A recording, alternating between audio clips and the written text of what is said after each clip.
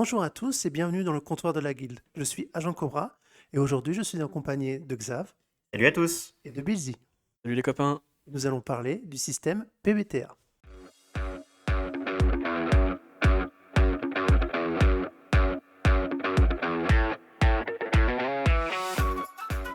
Et comme on vient de vous dire, on va vous parler aujourd'hui du PBTA. Donc PBTA, ça veut dire Powered by the Apocalypse en anglais. En français, on retrouve les termes de propulsé par l'apocalypse ou motorisé par l'apocalypse. Donc c'est un système de jeu qui équipe beaucoup de jeux différents. Par exemple, à titre personnel, j'ai me jeter du Avatar ou du City of Mist. Toi, Bastien, il me semble que tu as City of Mist. Oui, j'ai me jeté du City of Mist et j'ai été joueur sur ta table d'Avatar. Et toi, Bilzy? J'étais joueur sur WhatsApp d'Avatar, de City of Mist, j'ai me jeté Urban Shadows, Culte, Divinité perdue, et j'ai poncé les règles de World Wide Wrestling, un jeu de catch.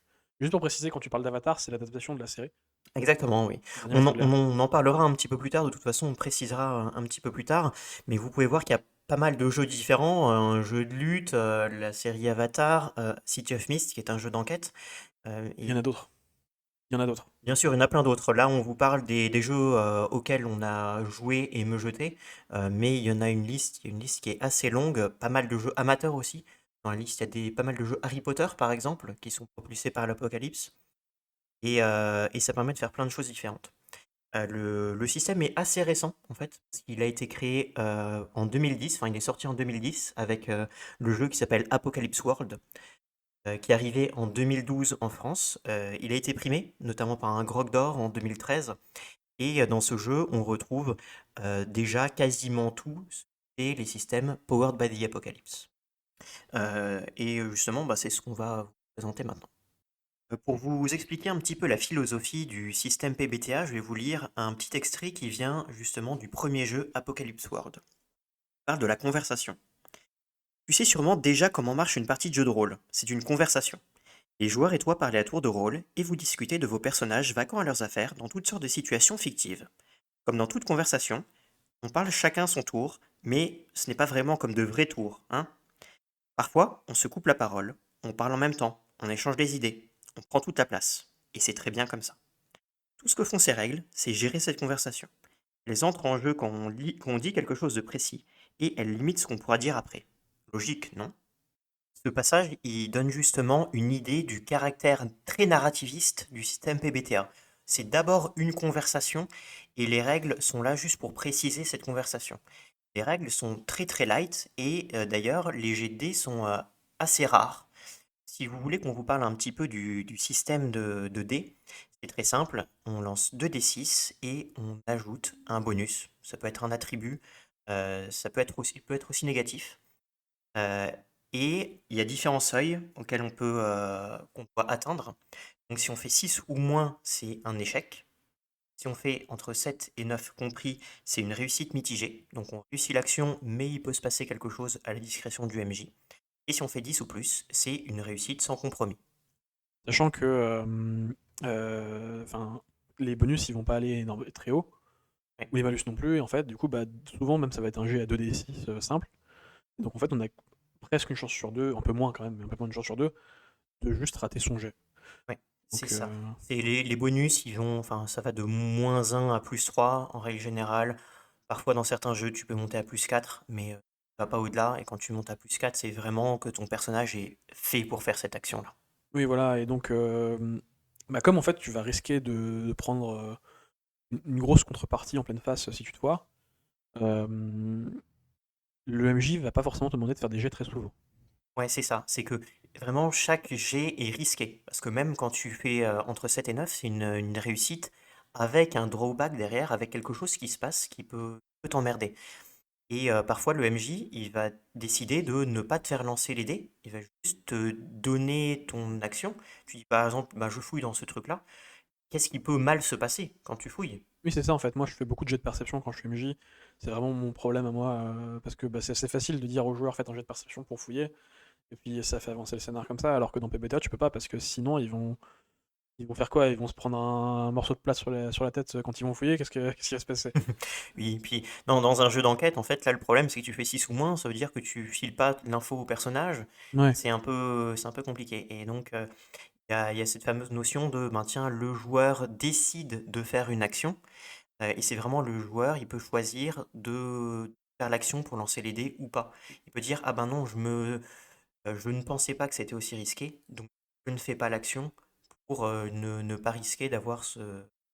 Mais quand tu parles de drawback, par exemple, pour donner une idée, si on fait par exemple 7 sur un jet pour attaquer quelqu'un au couteau, un drawback dans certains jeux, ça peut être par exemple, vous êtes déséquilibré et du coup, tu auras du mal à te défendre au prochain coup parce que tu as perdu l'équilibre en mettant ton coup de couteau. Donc tu lui as mis ton coup de couteau, mais tu es en mauvaise posture.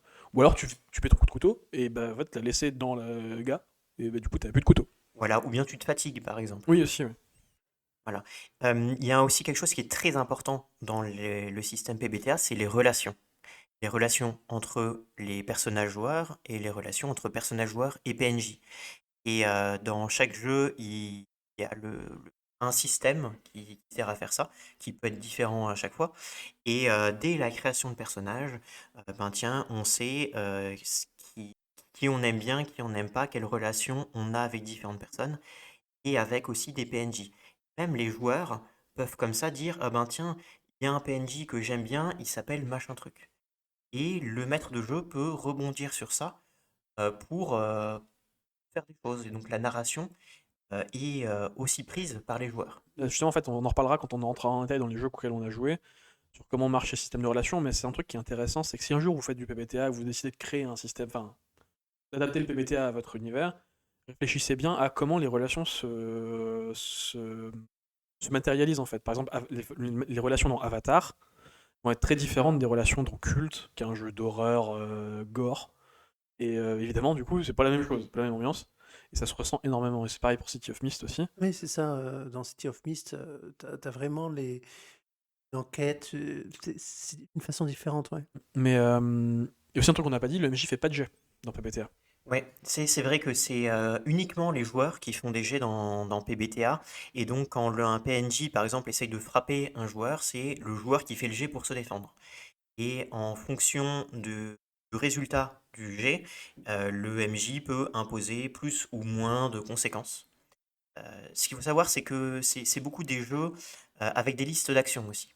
Dans Apocalypse World de base, les joueurs ont une liste d'actions générique que tout le monde peut utiliser, et parfois des actions qui dépendent de la classe, enfin, du livret de personnage qu'on choisit. Et le MJ a lui d'autres actions qu'il peut aussi utiliser pour ses PNJ contre ou avec les joueurs. On donnera des exemples quand on passera spécifiquement au jeu, ça peut être intéressant de voir ça. Oui. Il y a beaucoup les mêmes qui reviennent de toute façon. Il y a à chaque fois une dizaine d'actions. Ouais, séparer les joueurs, faire venir un rebondissement. Voilà, pour les actions de MJ, oui. Pour les actions de joueurs, il y a souvent les mêmes choses. Des actions d'enquête, des actions plutôt de combat. Et chaque jeu va les adapter pour le faire entrer dans son thème. Mhm. C'est souvent les mêmes.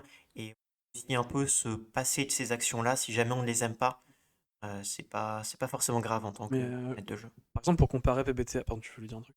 Ouais, moi ce que je voulais dire, c'est que ça donne des guidelines, ça permet d'impliquer les joueurs, le fait que bah, tout ne soit pas déporté sur le MJ, que bah, ils doivent faire se défendre, faire des actions par rapport à ça. Et c'est ce qui est moteur dans la narration.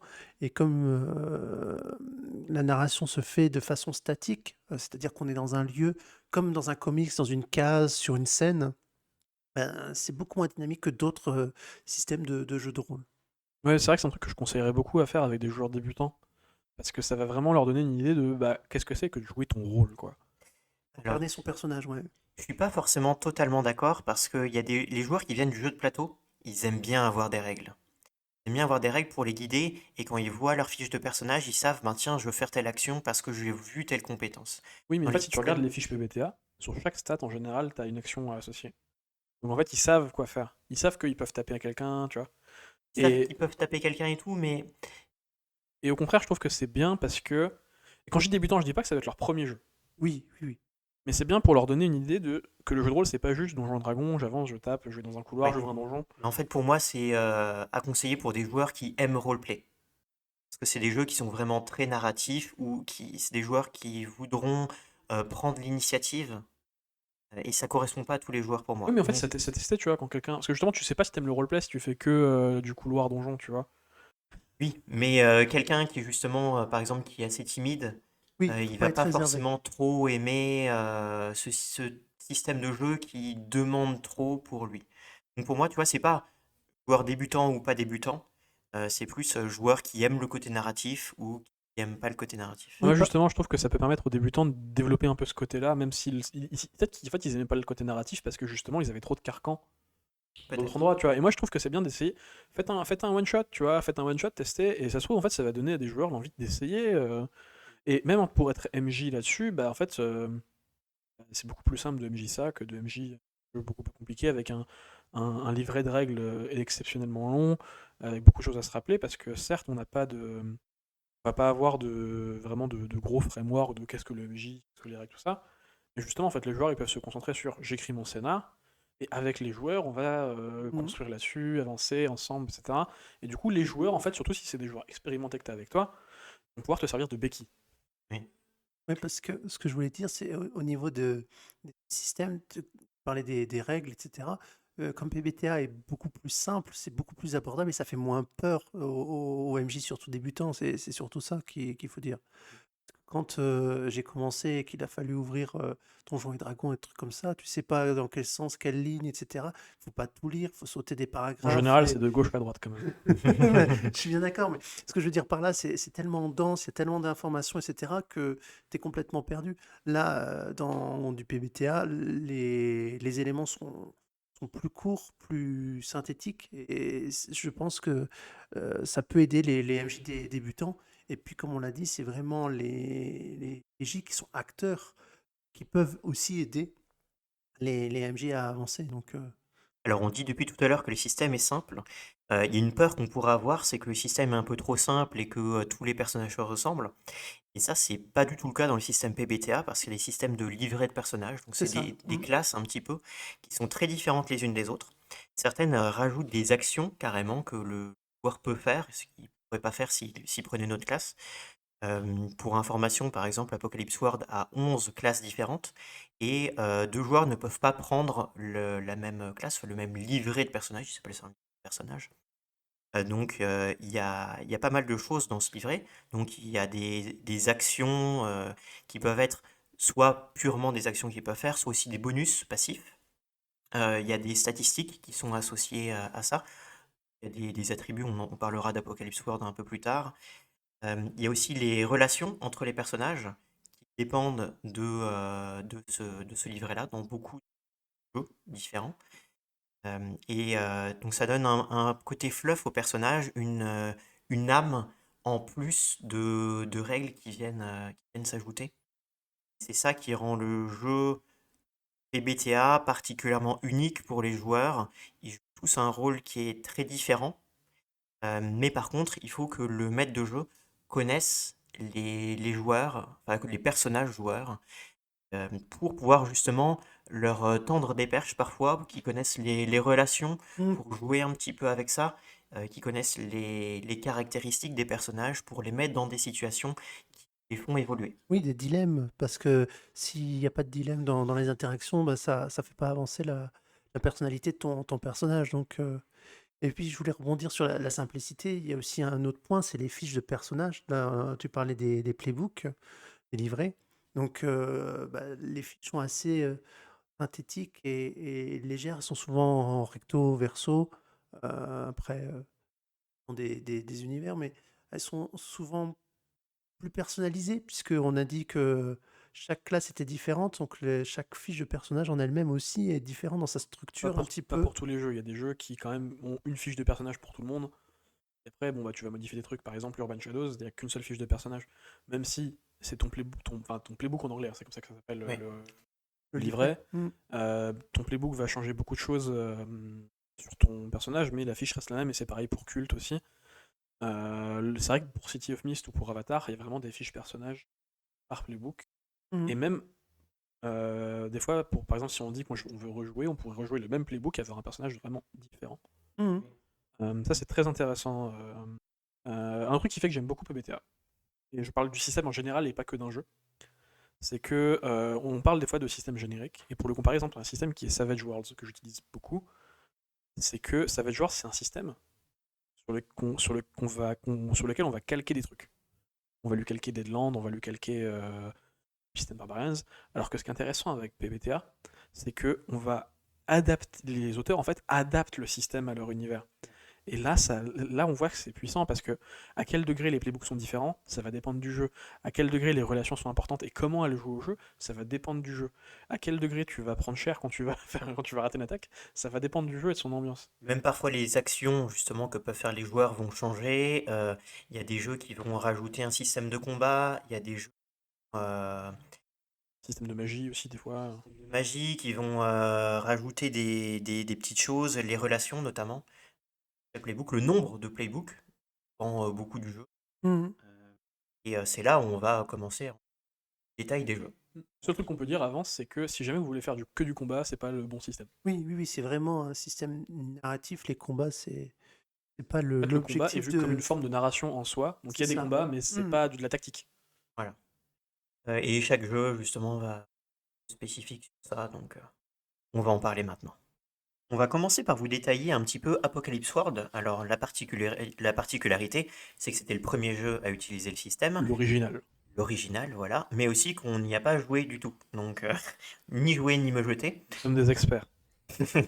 Et j'ai lu un petit peu alors pas complètement le livre de règles, mais je l'ai un petit peu parcouru pour voir justement ce qu'il y avait de commun et ce qu'il y avait déjà dès le tout premier et qui est commun des jeux PBTA. Et donc on se trouve ces fameux livrets de personnages, des classes qui ont des noms en fonction de leur rôle. Donc on peut avoir le prophète, le taulier, le passeur, le machiniste, l'envoûteur, le chien de guerre, le céphale, etc. Bon, je ne vais pas tous vous les citer. Il y en a comme ça 11. C'est un jeu qui, comme son nom l'indique, en fait, se passe après une apocalypse. Et en fait, c'est un jeu un peu à la Mad Max en termes Et est-ce que, comme Donjons et Dragons, il y a eu plusieurs éditions de ce système, de ce jeu. de Non, ce jeu, non?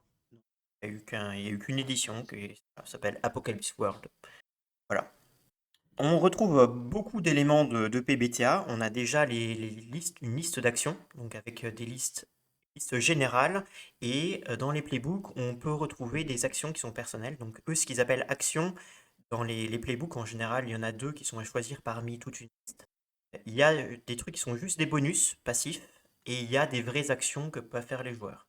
Donc, les joueurs ont un choix sur ce qu'ils choisissent, comment ils interviennent.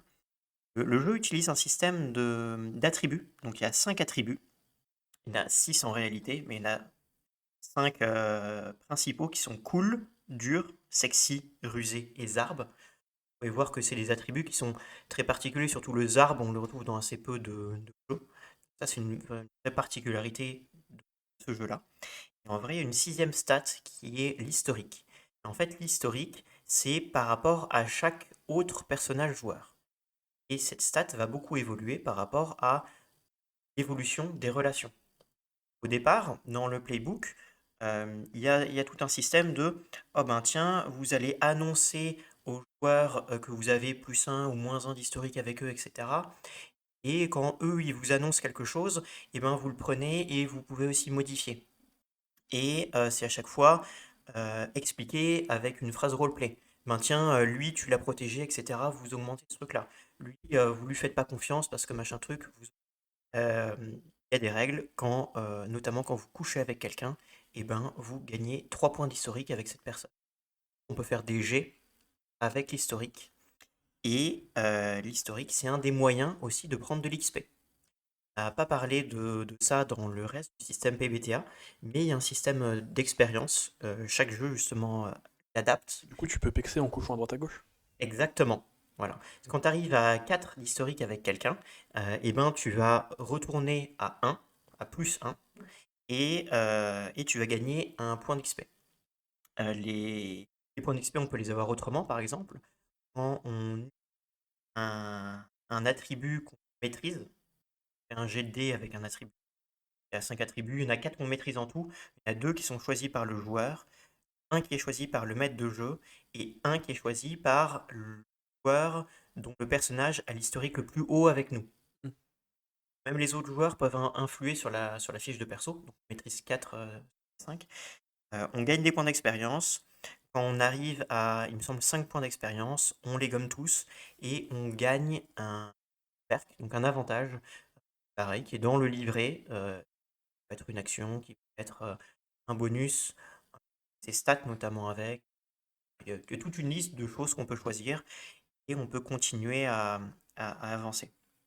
Un truc assez important, dans Apocalypse World, l'auteur le précise dès le début, c'est que pour lui, c'est un jeu qui commence à être fun à partir de 3-4 séances. C'est pas un jeu qui est fait pour faire des one-shots.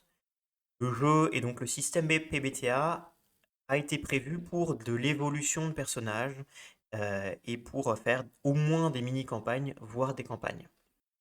C'est assez intéressant. On retrouve bien sûr le système de jet de dés, les 2d6 avec les différents seuils, 6-, 7-9, 10+. Ça, il n'y a pas de bizarrerie par rapport à ça. Et je vous ai parlé des attributs. On peut se prendre des blessures sur les attributs aussi qui peuvent être permanentes. Un peu particulier dans ce jeu parce que les autres jeux PBTA n'ont pas forcément d'attributs. Voilà. À peu près tout ce que j'ai à dire sur Apocalypse World, étant donné que j'y ai pas joué. Je ne peux pas vous dire, vous donner des exemples de choses qu'on a faites ou pas faites. Mais c'est important d'en parler, c'est le premier, c'est pour l'histoire. C'est Voilà, ça, c'est c'est ça. la genèse. C'est ça. Et comme ça nous permet de faire un socle de référence pour parler des autres jeux, comme Urban Shadows par exemple. Ouais, Urban Shadows, donc moi je l'ai, donc j'ai souvenir de recevoir ce jeu pour Noël de la part d'un très bon ami à moi. Donc il vient, en tout cas dans l'édition française, dans un format de poche, c'est très sympa. Je tenais juste à parler de ça parce que c'est assez rare de voir des bouquins de JDR édités à ce format. En tout cas pour la première édition, parce qu'il y en a eu une deuxième après. Donc la première édition est sortie en 2014, traduite je crois en 2014 aussi en France, ou en 2015, pas longtemps après.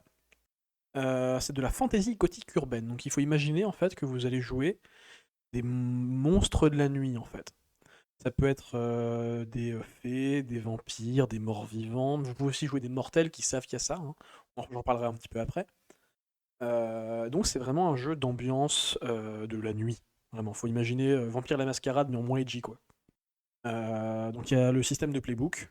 Il y en a pas mal dedans. On va trouver typiquement on va trouver le chasseur, le vampire, le spectre, l'éveillé, le mage, ce genre de choses.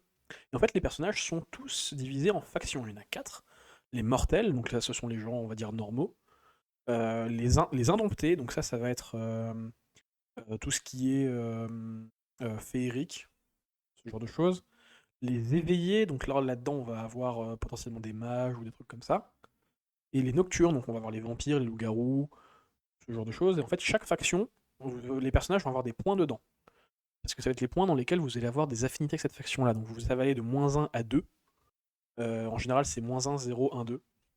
Et vous pouvez faire des jets de faction. Donc il y a une sorte d'historique comme il y a sur Apocalypse World, mais avec des factions cette fois. Ouais, mais il y a aussi avec les joueurs. Parce qu'il y a un système de relation qui s'appelle des faveurs. Ça donne pas des scores, pour le coup. Ça donne en fait en fait, vous devez une faveur à quelqu'un. Et en fait, chaque joueur va avoir sur son playbook une liste de questions qu'il peut poser. Il en choisit, je crois, c'est 2 ou 3 à chaque fois parmi cette liste. Et les joueurs vont devoir répondre à au moins une question d'au moins un autre personnage à chaque fois. S'il y a des questions qui restent, en fait, soit on les repose si jamais il y a un joueur qui a répondu à personne, soit on les ajoute à des PNJ. Donc, par exemple, on dit, par exemple, le chasseur, c'est qui m'a sauvé lors d'une chasse, et ça peut être soit un autre joueur, soit un PNJ. Donc en fait, dans la session 0, les questions là vont être posées. Donc le chasseur va poser ce truc-là, et il y en a un qui va lever la main, il va dire ah ben tiens, c'est moi que tu as sauvé. Exactement. Et en cas de litige, en fait, genre, on va en discuter. Par exemple, s'il y en a deux qui veulent être à ce moment-là, ils peuvent réfléchir, ah bah ça fait plus de sens que ce soit toi, en fait, parce que en fait, moi je voulais le faire, mais ça fait plus de sens que ce soit le spectre qui l'a aidé. Vous pouvez être d'anciens partenaires de flics, par exemple, des choses comme ça. Il y a 4 stats. Le sang, le cœur, l'esprit et l'âme, c'est toujours 2d6 plus stats avec les mêmes seuils. Donc le sang, le cœur, c'est vraiment. Bon, le sang, c'est le côté physique, en fait. Le cœur, c'est un peu votre courage. L'esprit, c'est votre intelligence. Et l'âme, c'est assez spécial dans le jeu. L'âme, faut voir ça comme votre puissance mentale, entre guillemets. C'est ce qui va permettre de faire de la magie, par exemple. Chaque personnage a un petit inventaire, en fait. Vous allez devoir choisir, en fait, en cochant des petites cases, Par exemple, si vous êtes chasseur, vous pouvez avoir une moto. Si vous êtes vampire, vous avez potentiellement un cercueil. Il y en a qui peuvent avoir des maisons assez spécifiques ou des armes assez spéciales. Euh, et donc il y a, je crois, dans le livre de la première édition, je crois qu'il y a 11 playbooks. Et en 2020, ils ont sorti une deuxième édition. En fait, c'est la même chose, mais elle a été un peu remaniée en fait, dans la façon de raconter. Et ils ont rajouté 4 playbooks. Encore une fois, c'est un jeu qui marche très bien sur le long terme, en tout cas, c'est ce qui est voulu. Parce qu'il y a énormément d'avancement. En fait, l'avancement, ça va se faire. Tu vas poser des questions à la fin du jeu aux joueurs. Et ils vont pouvoir cocher des cases sur leur fiche au fur et à mesure, et ça va leur apporter des pouvoirs. C'est un truc qu'on trouve dans quasiment tous les autres, en fait. Voilà, Voilà. effectivement, c'est le système d'XP de prédilection du système PBTA. Et à la fin d'une partie de jeu de rôle ou d'un scénario, on pose des questions et chaque joueur qui a accompli l'action en question, et ben, coche une petite case d'XP au bout d'un certain temps et il level up. Par exemple, on peut avoir est-ce que vous êtes mis en danger pour aider un ami? Oui, il y a ce Est-ce que genre de vous avez choses. Ouais. découvert un secret de l'univers? On peut avoir ces questions-là. Et donc, pour terminer, en fait, et conclure sur Urban Shadows, c'est un très bon jeu si vous voulez faire en fait de l'ambiance gothique, mais pas forcément avec le côté edge qu'on peut trouver dans World of Darkness, qui est un côté très un peu, on va le dire, très années 90, qui C'est vrai. cherche surtout à toucher les adolescents. Là, c'est un peu plus, j'aime pas dire mature, mais c'est une vision différente des choses, quoi. C'est un peu Et plus donc, je mûr. vous conseille de le regarder. Voilà. Et donc, on va parler d'un autre jeu urbain maintenant, parce qu'on va parler de City of Mist. Merci Bidzi pour ces informations. Moi, de mon côté, je vais vous parler de City of Mist. Donc, c'est un jeu qui a commencé par un crowdfunding avant d'arriver en 2017 sur le marché. Et on est vraiment dans une cité noire, un peu avec des actions de super-héros, euh, qui est rongée par le crime. Et on a des personnages qui sont un peu mystérieux parce que liés à un mystère qui habite cette ville qui s'appelle la Brume. Et dans cet univers, vous allez faire des enquêtes pour essayer de trouver les, les éléments et à résoudre ces mystères. Par rapport à... Donc en fait, c'est un jeu à mystère, quoi. Ouais, Une c'est fois que tu as ça. découvert les mystères du jeu, tu peux plus forcément y jouer. Ouais, c'est Ah ouais, tu peux effectivement... vraiment plus jouer une fois que t'as compris le délire? Bah, c'est très compliqué parce que tu connais déjà les éléments, les tenants et aboutissants. C'est comme rejouer un scénario. C'est assez difficile de rejouer parce que bah, tu sais déjà les indices, les éléments, les lieux. Donc Les mystères de la brume. voilà, tout ça est caché sous les mystères de la brume. Par rapport au personnage, ça ressemble un petit peu à ce que tu disais, Bilzy, avec une question existentielle, on va dire, par rapport à ça.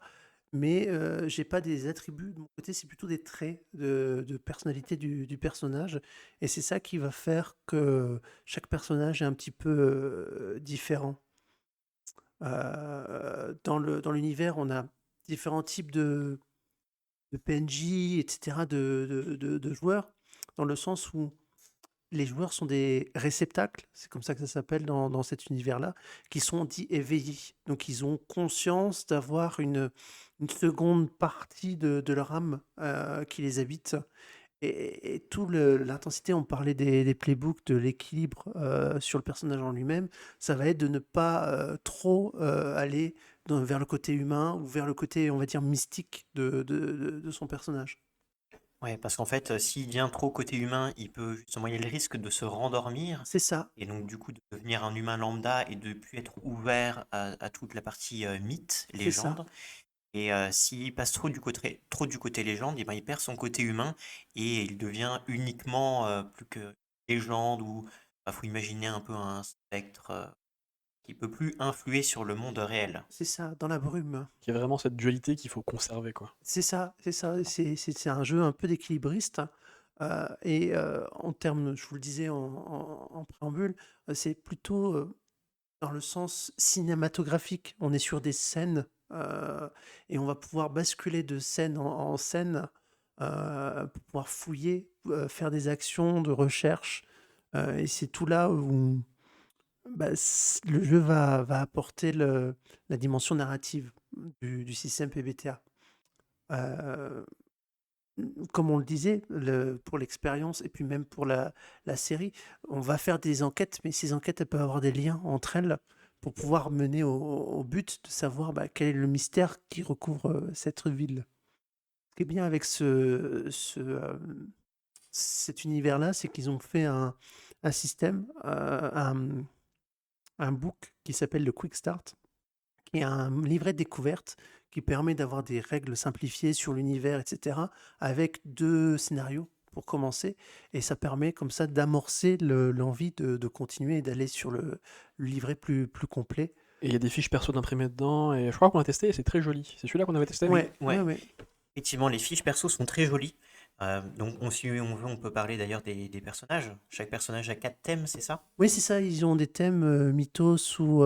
Et donc si on euh, remplit un thème, on le remplace par un thème opposé. Donc, Ah, alors non, non, non, non, non, c'est pas ça. C'est pas si on le remplit.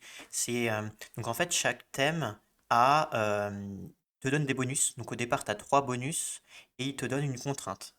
c'est ça, t'as des traits d'atouts. T'as une contrainte, donc c'est quelque chose sur lequel qui te file un malus C'est ça, dans le truc, mais qui peut te faire évoluer ton thème. Et tu as aussi une énigme ou une identité.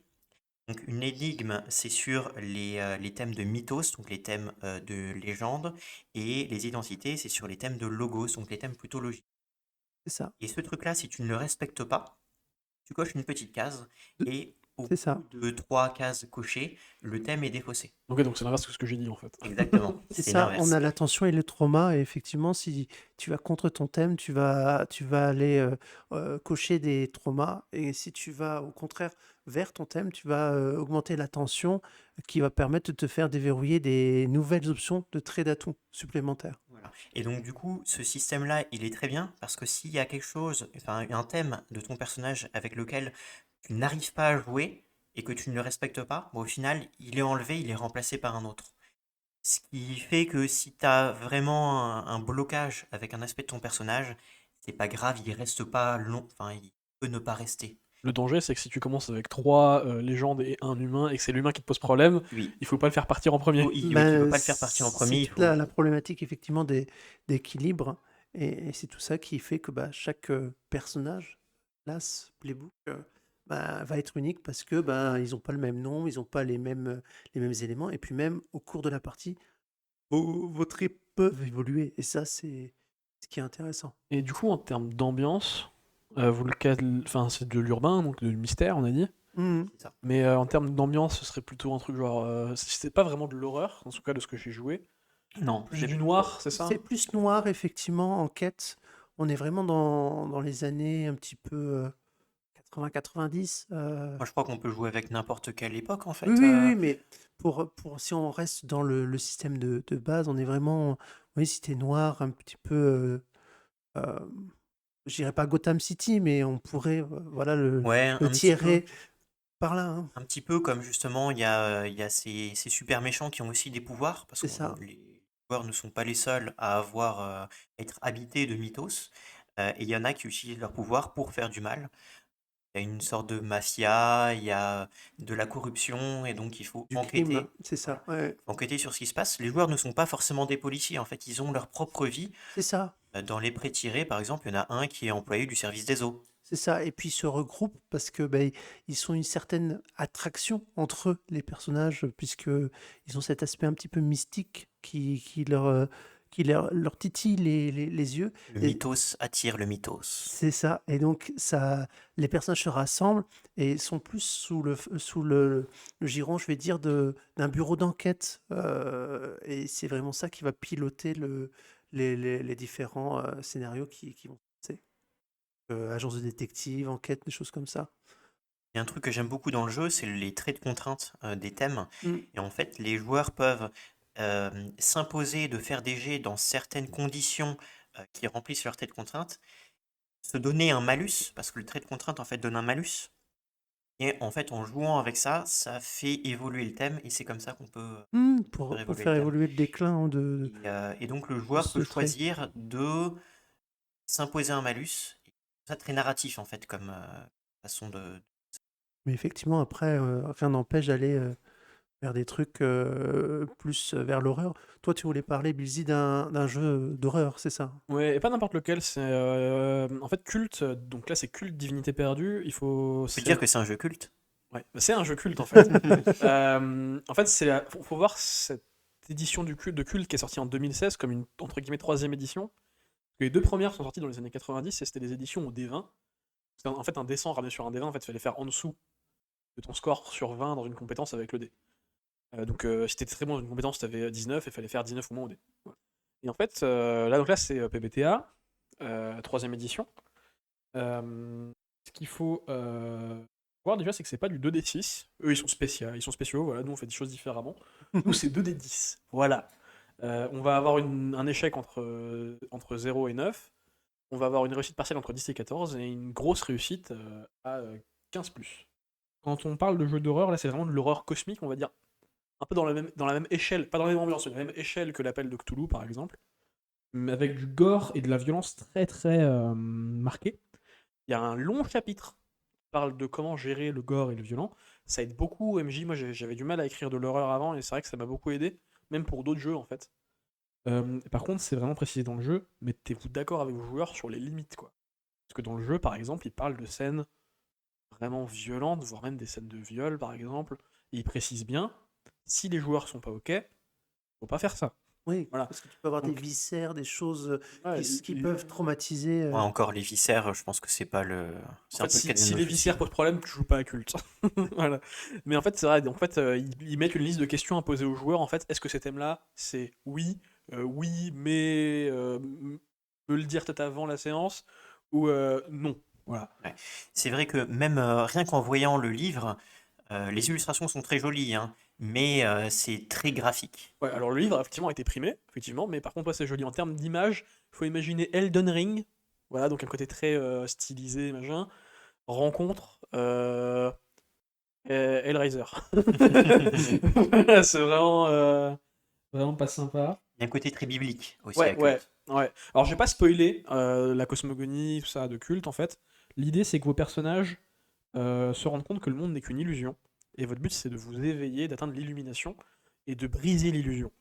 Donc, je vais pas spoiler tout ce qui se passe, mais en gros, il faut imaginer qu'il y a différentes entités qui existent, différentes factions, différents personnages, on va dire, divins ou semi-divins, qui vont potentiellement vous empêcher de le faire. Certains qui vont vous aider, mais il faut vous imaginer que pour chaque personne qui veut vous aider, il y en a 40 beaucoup plus puissantes qui veulent vous faire chier. Voilà. Euh, On serait dans la matrice alors. Ouais, mais une maîtrise biblique. Donc il y a 10 stats dans le jeu. Je vais pas les lister, mais en gros il y a 3 stats principales et 7 stats secondaires. Et en fait, c'est pas les playbooks qui vont déterminer la partition, chaque joueur fait vraiment ce qu'il veut. Il y a un set en fait de points à répartir et il fait ce qu'il veut. Au niveau des playbooks, ils sont répartis dans 3 catégories. Le premier personnage, c'est les dormeurs. En fait, vous pouvez jouer un personnage qui ne sait rien. Il vit sa vie. Voilà, c'est nous, on marche dans la rue. Et puis, oh bah tiens, un truc qui ressemble vachement à un démon, ça doit être un cosplay. Jouer à culte, un jeu où vous pouvez jouer un PNJ. Voilà. Et l'idée, en fait, c'est qu'on va apprendre, faut se rendre compte qu'en fait, dans ces cas-là, en fait, on est surtout amnésique, en fait, c'est ça l'illusion. Et en fait, en tant que dormeur, la mémoire va nous revenir, et en fait, on va développer un sombre secret, parce qu'on peut jouer un deuxième type de personnage, qui est le conscient. Donc le conscient, lui, il va avoir un sombre secret. Tout le monde en a un. Et souvent, c'est le premier contact que vous avez avec les fissures dans l'illusion. Euh, et donc le conscient, là, il y a... T'as des exemples à nous partager? C'est ce qui Ouais, va réveiller le doute, c'est ça, du c'est ça. Donc personnage. par exemple, il y a dans les playbooks, il y a je sais plus si c'est la vengeuse ou la traqueuse, mais en gros, un personnage qui veut venger quelqu'un ou libérer quelqu'un. Et donc en fait, ce qui s'est passé, c'est qu'elle a été très proche d'une personne, cette personne-là, et bah, son ami ou amant, ou enfin j'en sais rien, s'est fait enlever par des gens, et elle veut la libérer, et en même temps, il faut qu'elle fasse gaffe, parce que si elle fait trop de bruit, elle va peut-être finir par se faire choper aussi. Il y en a d'autres, par exemple, ça va être un sombre secret où vous avez rencontré quelqu'un qui est en fait un monstre et vous l'avez tué. Ou alors vous avez trouvé un artefact et le protéger. Vraiment, c'est pas Ouais. forcément quelque chose de mauvais que vous avez fait, mais c'est quelque chose qui faut garder secret pour Et votre. toujours lié au secret du monde, en fait, C'est ça, ouais. l'univers. Donc dans les conscients, il y a une quinzaine de playbooks. C'est pas mal, hein, il y en a beaucoup, il y en a pas mal. Ouais, ouais. Et ils sont tous extrêmement différents. Et en fait, au fur et à mesure que vous allez gagner de l'XP, vous allez pouvoir cocher vos cases en posant vos questions à la fin, comme on a déjà dit. Et vous allez finir par devenir éveillé, en fait, en cochant vos cases à force. Et dans ce cas-là, vous allez pouvoir gagner des pouvoirs. Alors c'est pas vraiment des sorts, mais avoir des pouvoirs magiques, des choses comme ça. Ou alors vous pouvez dire, je connais culte, je connais le secret, parce que c'est ça qui est bien dans le culte, en fait, si on connaît le secret, on peut quand même jouer parce qu'il y a encore énormément de choses à À découvrir. découvrir, parce que, ok, je connais le secret. Je sais qu'il y a un monde au-delà. Il faut l'explorer maintenant. Il faut aller dans cette dimension infernale bizarre ou dans les sous-mondes perdus de telle dimension ou aller aux confins de la folie. Oui, tu peux quand même en fait aller faire des quêtes à droite à gauche et Ouais. même si tu sais que les choses existent, tu sais pas forcément comment y aller ou tu vas tomber sur des péripéties en y allant. Quand on était par exemple dans le système des 20 quand on jouait à l'époque, on s'était pas encore, on n'était pas encore devenus des éveillés, on n'était pas loin, et par exemple notre but c'était d'éveiller des gens avec nous. C'est-à-dire que, ok, nous on s'est sorti de l'illusion, on veut que nos copains aussi, quoi. Ça peut être une quête aussi, ça, ou juste de survivre, hein. Parce qu'une fois que vous êtes éveillé, s'il y a une illusion, c'est pas pour rien, les gens veulent vous garder dedans. Et- Donc une fois que vous êtes éveillé, vous avez une grosse cible sur la tête. oui, mais comment tu fais pour réussir à attirer quelqu'un qui est endormi pour arriver à Et l'éveiller? ben en fait, c'est tout simplement, tu vas essayer de le confronter à l'illusion. En fait, l'illusion se brise à certains endroits. Mhm. Typiquement, les fous vont voir un peu au travers. Dans le sexe, c'est un bon moyen de briser l'illusion parce que ça te met dans un état second, un peu la drogue aussi, l'alcool, tout ça. Enfin, il y a plein d'endroits en fait où tu peux casser ça. C'est un peu le Euh, même principe dans voilà. City of Mist. Euh, les dormeurs, comme on les Mhm. appelle, justement, ne voient pas les choses un peu magiques qu'on utilise, C'est ça, les mais, anomalies. mais Mhm. ça peut arriver dans certains cas. Et typiquement, dans les personnages pré-tirés, il y en a un qui a eu un accident, par exemple, avec un camion chimique, et c'est ça, justement, qui lui a fait développer Qu'il a son côté éveillé. mythos. Mhm. Il a éveillé. Et donc, du coup, il y a justement, si tu fais n'importe quoi avec tes pouvoirs, tu peux éveiller comme ça des gens un peu au pif, et c'est une complication qui peut arriver dans ta campagne. Quand je jouais au système des 20, par exemple, le sombre secret de mon personnage, c'était que c'était un historien qui était égyptologue et il est arrivé en Égypte, il a trouvé une tombe, il l'a ouverte, il a libéré un dieu de la maladie. La momie. Bon, oups. Voilà. Moi, je trouve que c'est un vendredi tout à fait normal. Bah, il n'y avait pas Euh, d'écriteau, ne pas ouvrir. Donc comment tu veux qu'il sache ce qu'il y avait dedans? Et du coup, voilà. Ce qui est intéressant, en fait, c'est qu'à l'époque, en fait, pour s'éveiller, il fallait aller dans soit le bien ou le mal. En fait, on avait une santé mentale qui était à zéro au départ, tout va bien. Et après, tu peux devenir complètement taré et t'élever dans le mal. C'est très simple. Il suffit de faire tout ce qu'on te dit. Globalement, tu vas tuer des gens, manger des enfants, ça, et tu vas devenir t'éveiller dans le mal. Tu peux aussi décider, c'est ce que j'ai fait moi, d'être un peu plus noble, essayer de t'éveiller vers le bien. Ça demande de faire du travail sur soi, de résister à la tentation, etc. Dans la version Divinité perdue PBTA, c'est plus simple, en fait, il faut cocher des cases. Et donc, si on veut jouer directement un éveillé, il y a 4 playbooks. Ok, d'accord. Et du coup, en cours de partie, quand tu t'éveilles, est-ce que tu changes de playbook? Ouais, tu prends, alors tu peux prendre un playbook. Euh, ouais, tu prends un des 4 playbooks ouais, quand tu t'éveilles, mais tu conserves en fait ton sombre secret, etc. Ouais, d'avant. tu conserves tes stats, Ouais, mais il y a des actions qui changent, c'est il y a ça. Et tu des peux aussi, au moment de particularités qui t'éveiller, changent. décider de changer de personnage et de reprendre un conscient, ou un dormeur. C'est Ok, marqué sur la case, tu peux choisir de mettre à la retraite ton personnage. ok. Euh, Donc c'est un jeu qui évidemment se joue en campagne en général, parce que tu as envie de découvrir en fait. Oui. Comme c'est un Euh, jeu à secret aussi. voilà. On a fait un one shot une fois, et c'est vrai que j'avais un peu balancé la sauce en termes de problèmes, parce que enfin, je voulais vous montrer l'étendue du truc. Hmm. Mhm. C'est un jeu qui prend son sel quand tu vas chercher les infos, pas quand le MJ te les balance à la Oui, il gueule. faut creuser en profondeur C'est ça. pour pouvoir trouver ces fissures et comprendre le monde qui nous entoure. Et donc, il y a un système de combat très simple, en fait, c'est qu'il n'y a pas de système de combat.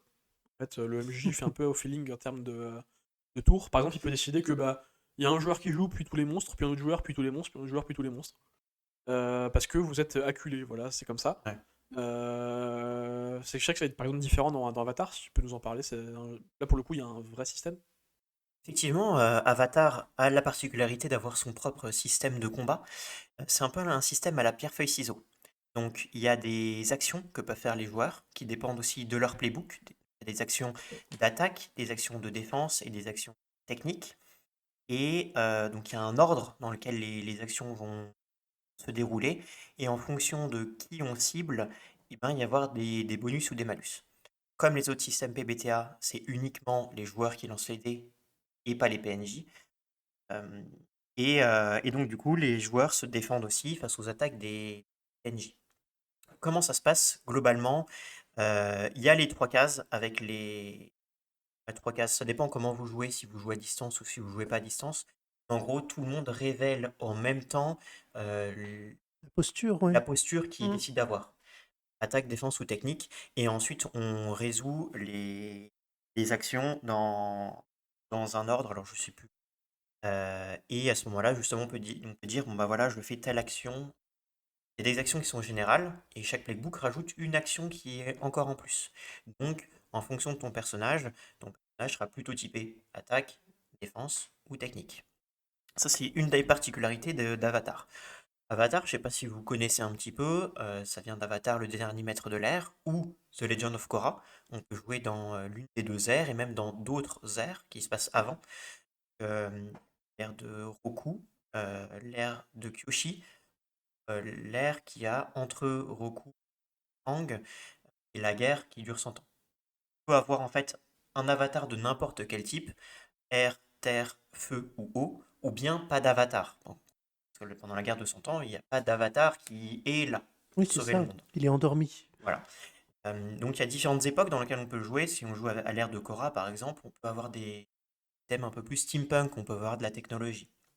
On n'est pas obligé de jouer un maître. Donc dans Avatar, il y a des maîtres, des différents éléments, air, terre, feu ou eau. Et on peut jouer aussi dans ce jeu-là quelqu'un qui maîtrise les arts martiaux ou quelqu'un qui maîtrise la technologie. Donc on n'est pas obligé d'avoir forcément un bender.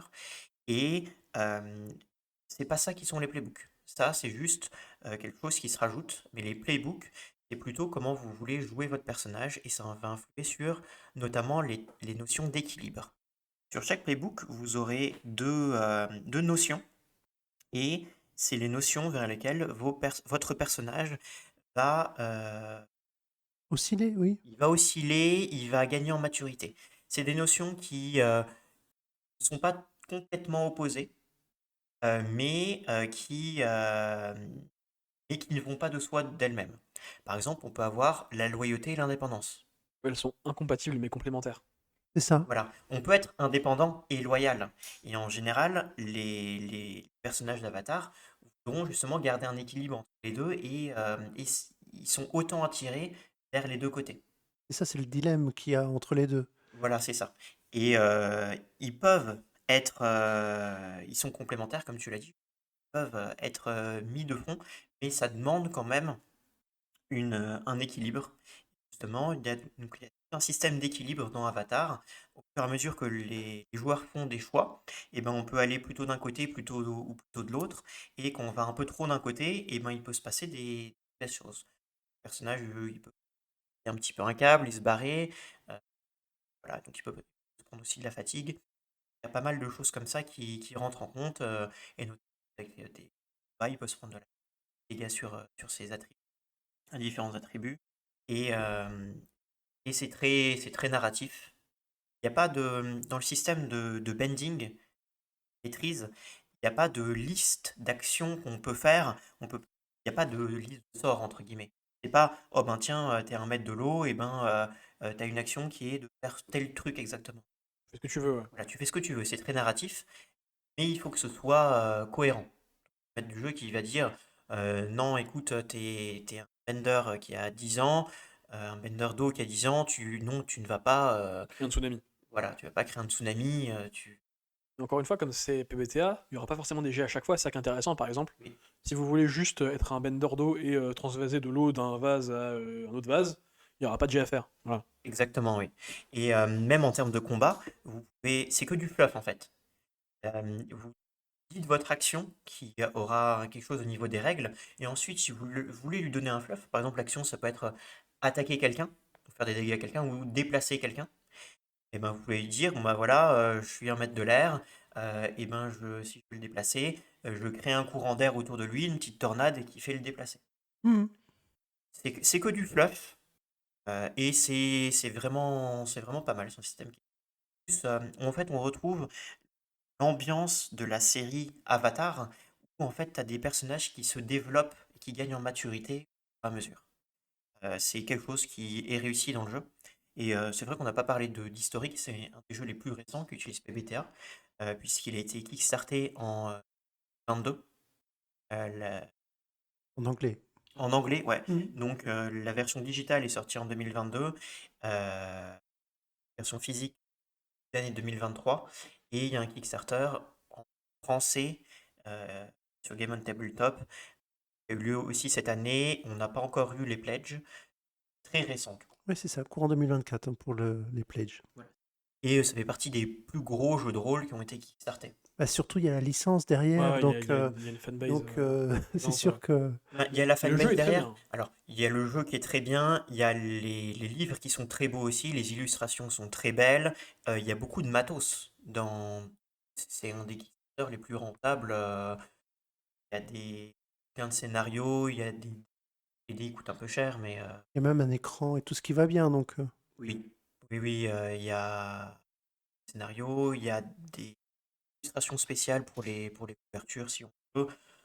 Il y a de quoi faire. Il y a des playbooks qui sont arrivés en plus, il y a des livres PNJ, enfin des livrets, fiches de PNJ, la série, enfin des séries, donc que vous pouvez retrouver. C'est plutôt très sympa. Et là, ils ont sorti il y a pas longtemps, petite excuse, je sais pas si tu as vu, des livrets gratuits. Donc tu as juste les frais de port à payer si tu veux le physique, ou sinon tu peux télécharger directement sur Drive-Thru les PDF. Ah, je l'avais pas vu ça, non. Ah ouais, c'est dans la dernière news de la campagne. Ok, ben j'irai regarder ça. Super. Donc si vous voulez essayer, voilà, il y a des ressources gratuites qui existent en Quick Start comme pour City of Mist et qui vous permettent comme ça de tâter avant de prendre le livret complet. Bah, déjà à l'époque du Kickstarter en anglais, Oui, ils oui, avaient sorti leur Quick Start Rules. c'est ça. Et Et donc du gratuite, coup, ouais. voilà, C'est là-dessus gratuitement. qu'on avait testé d'ailleurs la première fois. Exactement, ouais. Donc, on n'avait pas suivi le scénario qu'ils proposaient, c'est un scénario que moi j'avais écrit, mais il y avait 6 playbooks, un truc comme Il me ça. semble 6, ouais. Mm. Maintenant, il y en a bien plus, je sais plus combien, mais il y en a bien plus. Et Ok. Mais comme il est récent, il a pu récupérer la maturité des autres PBTA et de tout ça, ce qui fait que c'est pour ça qu'il est plus efficace, entre guillemets. non, je dirais pas qu'il est plus efficace en fait. Chaque jeu PBTA adapte le PBTA à son système. On a vu avec City of Mist et les thèmes qui sont très particuliers. On a vu les factions d'Urban Shadows.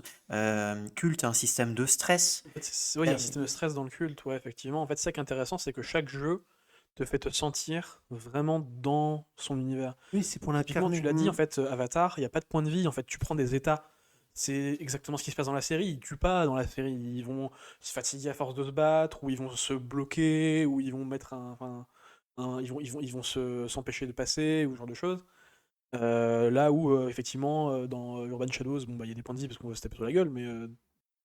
Dans Avatar, c'est ça qui est aussi assez pas mal, c'est que en tant que MJ, tu peux influer de plusieurs façons sur les personnages. Tu peux leur mettre de la fatigue. Si jamais ils sont fatigués à mort, tu leur mets des états, mais tu peux directement leur mettre des états si tu veux un peu plus les punir. sachant que c'est vraiment le truc que je préfère dans le jeu, c'est le fait de pouvoir se confier à ses amis. Ça, c'est vraiment. Alors, ça, vraiment, la première fois qu'on a joué. D'ailleurs, j'étais le confident, je crois, à ce moment-là. Donc, une personne s'est confiée à moi. Et je me suis dit, c'est exactement le feeling que j'ai de la série où, ok, il y a l'histoire, il y a la guerre, il y a machin. Mais en fait, ce sont des amis. Ils prennent le temps de prendre soin des uns des autres. Mhm. Et ça, c'est trop bien, parce que du coup, pour te perdre tes états, tu vas devoir te confier. Ah, je suis énervé, bah, pourquoi t'es énervé? Et tu vas te confier à quelqu'un. Il va te donner un conseil que tu peux choisir d'accepter ou pas, ça va avoir des Il conséquences. peut te poser des questions Ouais. aussi, tu dévoiles des choses en fonction si tu veux répondre à cette question ou pas. Et tu peux choisir de ne pas vouloir répondre à cette question, mais dans ce cas-là, tu as des effets négatifs. Ouais. En fait, t'as un côté vraiment, tu t'ouvres à tes amis, et qui du coup, tu te rends vulnérable à eux, c'est vraiment très sympa. Mhm. Ça, c'est vraiment le point fort du jeu. Et on peut parler du système d'XP aussi. Le système d'XP, c'est les fameuses questions, justement. Donc à la Mhm. fin de la session, il me semble qu'il y a 4 ou 5 questions auxquelles on répond.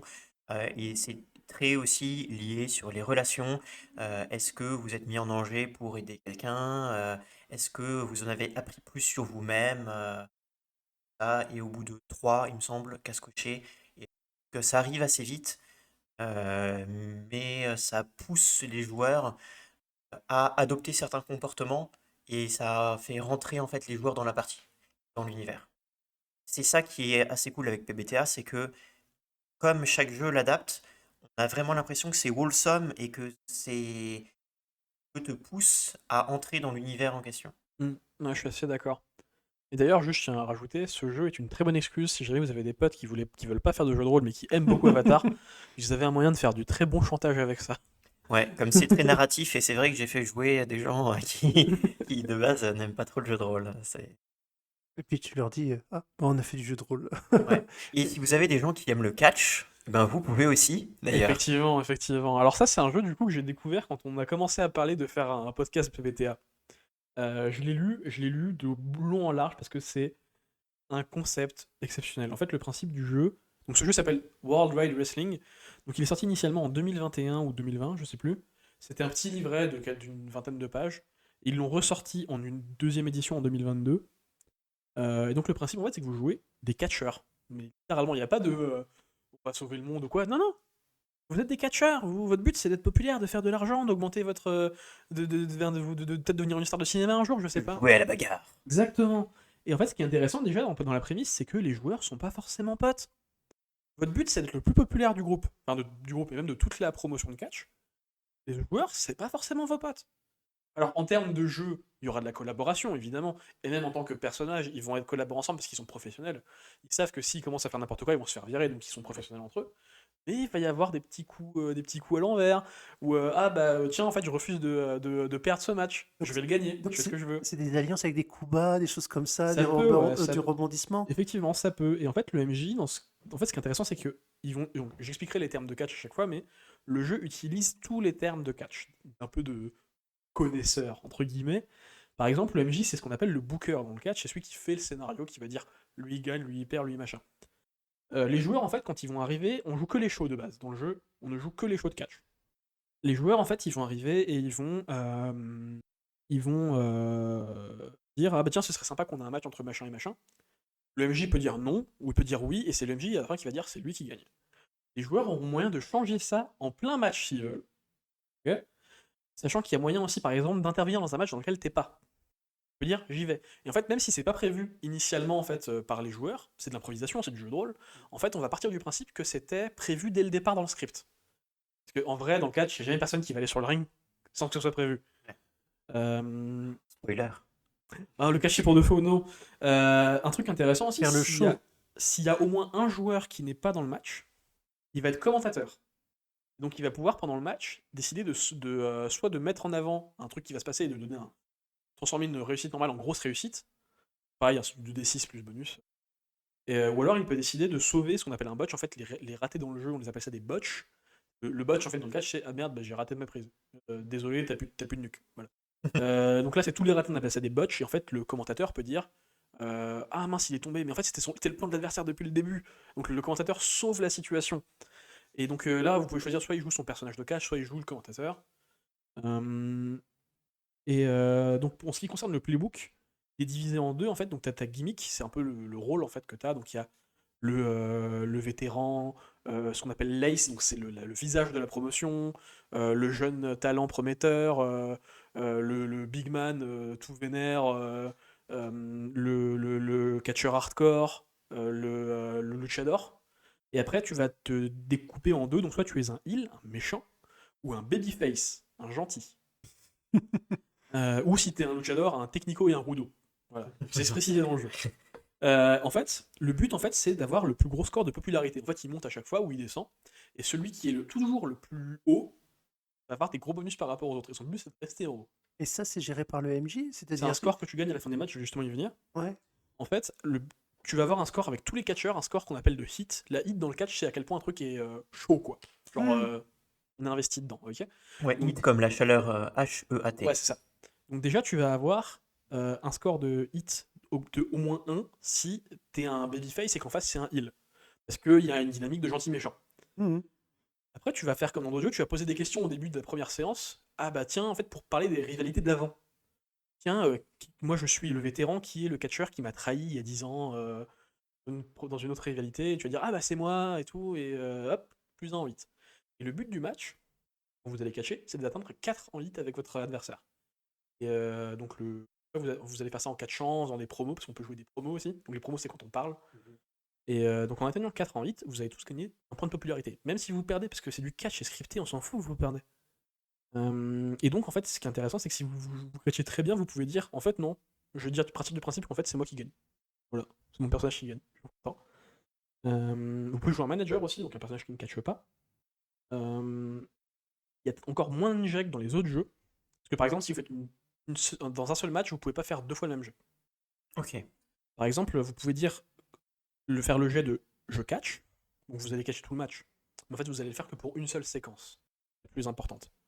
Donc il y a encore moins de jeux. Si vous faites 3 jets dans la même séance, c'est beaucoup mieux. Il y a aussi des règles différentes pour les différents types de matchs. Vous pouvez faire des matchs à l'échelle, des matchs en cash, des matchs hardcore. Vraiment, c'est n'importe Ok, quoi. donc le jeu a des règles spécifiques pour chacun de ces types C'est de ça, matchs? exactement. Ouais. Et ce qui est intéressant aussi, c'est que les gimmicks vont avoir du coup des moves spéciaux, ce qu'on appelle en fait les actions de joueurs dans le jeu, c'est des moves. Voilà. D'accord. Et donc les moves des joueurs, par exemple du catcheur hardcore, ça va être de dire en fait mon match est un match hardcore. Voilà, il fait une promo avant le match, et il fait ok, toi et moi, pas de règles. Et il le fera faire en face, il a pas le choix. Et un peu vos points de vie, en fait, ça va être en fait, à force d'être blessé, vous allez cocher des cases, et une fois que toutes les cases sont cochées, vous devez prendre votre retraite. D'accord. Voilà. Euh, Donc la plupart du temps, les joueurs vont provoquer celui justement qui a le plus de fame pour Par soit exemple, le mettre à la retraite, soit lui voler de la fame, soit pour vous pouvez le dire mettre... que vous essayez de blesser quelqu'un, hein, c'est pas très cool, mais Ouais, si vous faites pas ouais. choper. Et donc le but, c'est de le mettre hors circuit. Non, non, non, non, le but à la base, c'est d'être populaire. En fait, si tu essayes de blesser les catcheurs, tu vas te faire virer. Ouais. D'ailleurs, si vous vous blessez trop en popularité, vous vous faites virer, et vous devez changer de personnage. C'est ça la mort dans le jeu, en fait. D'être D'accord. viré. Donc il faut séduire le MJ. Pas vraiment. D'ailleurs, dans les moves du MJ, il y a par exemple, ah bah t'as fait un botch, bah, tu t'engueules avec le booker en backstage, et il y a un gars qui intervient, et en fait, lui se fait virer. En fait, c'est un des personnages préférés des joueurs. Donc vous pouvez punir les joueurs comme ça, en fait, en renvoyant leur personnage préféré. Donc les personnages ont Euh, une cote. C'est ça qui est drôle. donc ça, par contre, c'est un jeu qui marche mieux en one-shot ou en mini-campagne. Il précise moins de 10 séances, en fait, au-delà de 10 séances, les personnages font plus de sens en termes de stats. Ouais, ça devient peut-être un peu répétitif Ouais, ouais, si ouais. c'est toujours les mêmes personnages. Ouais, C'est bien qu'il y ait un petit peu de renouvellement c'est ça. et de jouer de nouveaux personnages encore plus Il débiles. y a des règles pour créer sa propre promotion de catch et en fait essayer de la faire grandir. Et il y a des règles aussi pour jouer les moments entre les shows de catch. Ok. Euh, donc voilà, j'ai à peu près tout ce que je dis ce que je voulais dire. Juste, c'est un jeu qui s'adresse vraiment aux fans de catch. Voilà. C'est vraiment. Oui. En fait, dans le livre, il y a tout un chapitre. Je crois que c'est au moins la moitié du bouquin. Qui explique en fait la mentalité du catch et l'histoire du catch au Japon, aux États-Unis, en Europe et au Mexique. Mais vraiment, ça va être compliqué de jouer avec des gens qui n'y connaissent rien au catch. Ok. Pour continuer un petit peu, on va parler d'un autre système qui est le Year Zero Engine, parce qu'il est sorti un petit peu après, il est sorti en 2014, et je trouve qu'il y a beaucoup de choses qui ressemblent au PBTA. Et donc je pense que euh, Year Zero Engine s'appuie sur le PBTA, est inspiré du PBTA. Typiquement, il y a des livrets de perso aussi qui sont assez puissants, qui ressemblent à des livrets de perso PBTA. Par exemple, si on parle de Mutant Year Zero, moi je connais plus Mutant Year Zero que Tales from the Loop, ce sont deux jeux qui utilisent ce système-là. Donc à chaque fois, il y a un attribut principal et, euh, et des compétences, donc une liste de compétences qui sont les actions que peuvent faire les personnages, et une compétence qui est précise pour le playbook là. Donc chaque classe en fait a sa propre action, et c'est un peu ce qu'on retrouve dans Apocalypse. On a aussi beaucoup d'emphase sur les relations. Donc pareil, tu finis tes relations plus avec les PNJ, tu le faire avec les autres joueurs, et qui sont définis aussi dans le playbook. Quand tu prends un chroniqueur, et ben, tu sais que tu as telle relation avec un PNJ, quel est ce PNJ là, etc. Narratif. Le système de dés est assez différent, mais par contre, on a toujours ce truc de le jet est réussi ou pas, et s'il n'est pas réussi, et ben ça pose un problème et enfin un échec c'est pas juste il se passe rien, il y a vraiment un drawback derrière. Parce que je me souviens, on a fait 2 parties ensemble. La première partie, on a fait beaucoup de jets et on s'est fait exploser, hein. Ouais, et donc sur la deuxième partie, je suis allé un peu plus light sur léger, et c'est un peu plus dans la mentalité justement du système. Et il y a une mécanique qui est en fait pousser le jet pour le réussir, et le personnage peut se fatiguer en réussissant. Donc cette réussite mitigée existe aussi dans le système. Et le système est différent, je ne vais pas le détailler ici, mais pour moi, il y a clairement des points communs avec le PBTA. C'est un système qui reste très narratif et sur lequel il y a aussi des dégâts sur les attributs, comme d'autres. Ça, c'est pas forcément complètement sur le système PBTA parce qu'il y a des jeux qui n'utilisent pas du tout d'attributs. Mhm. Mais voilà, il y a aussi des dégâts sur les attributs qu'on trouve parfois ailleurs. Donc pour moi, le système Year Zero Engine, c'est un descendant spirituel du PBTA qui prend les choses qu'il a envie et qui adapte aussi beaucoup de choses. C'est pas du copier-coller bête et méchant, il adapte aussi. Le système 2D notamment est différent et c'est rafraîchissant. Voilà. Bah, sachant qu'en fait, t'avais tellement cru que c'était un descendant spirituel qu'au départ, tu croyais que c'était du PBTA. Mais enfin, alors je croyais. Non, c'est juste que force de jouer à des jeux et tout, parfois on dit PBTA, enfin c'est un système aussi très narratif. J'ai confondu un moment. Moi, c'était l'inverse pour Culte, je me disais, putain, la vache, ils sont vachement inspirés de PBTA. Et après, je suis allé voir sur leur page Wikipédia, je fais, ah bah en fait, c'en est un. Ouais. Donc pour conclure un petit peu, ben, PBTA c'est un système qui est très narratif, sur lequel il y a plein de jeux qui se basent. Donc si vous voulez jouer à un jeu PBTA, vous avez vraiment beaucoup de choix, tant en termes d'univers que de type de jeu. Et plutôt de l'enquête, plutôt du... Ouais, il y en a aussi, plutôt de l'horreur, ça, il y a des exemples. C'est très narratif, c'est très simple à prendre en main, et il y a à chaque fois des systèmes de classe, d'action que vous pouvez utiliser. Euh, Il y a plus que ce qu'on a présenté, hein. Ça, faut le dire aussi, hein. oui, il y a beaucoup plus de jeux que ce qu'on a présenté. On a Oui, présenté ce qu'on c'est connaissait. très, très, très, très, très, très riche. Et puis, il y a beaucoup aussi de medfans qui utilisent PBTA aussi, hein, donc, Et même si vous voulez créer votre jeu, en fait, utiliser avec mhm. votre univers, moi je trouve que c'est un système où tu peux très bien dire, ben, tiens, ce soir je fais un jeu de rôle, je sais pas quel système utiliser, j'utilise le système PBTA, notamment avec, enfin tiens, j'invente 4 ou 5 attributs, on donne des points entre -1 et +3, répartis de telle façon, et puis hop, roule, on peut l'utiliser, quoi. Il y a pas... Sachant que sur la création de playbook, en fait, dans les bouquins PBTA, en général, ils donnent des indices sur comment créer son propre Mhm. playbook.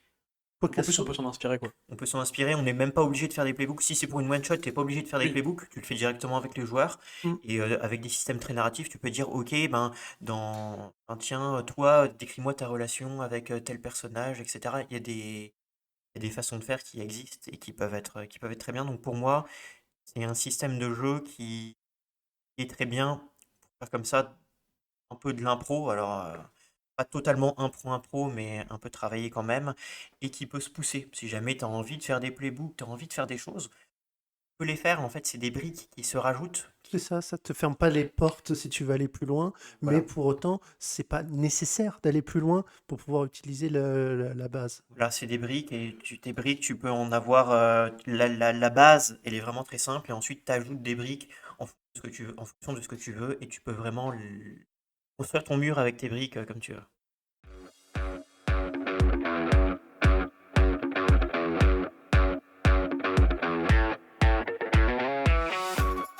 Merci Xav pour toutes ces explications.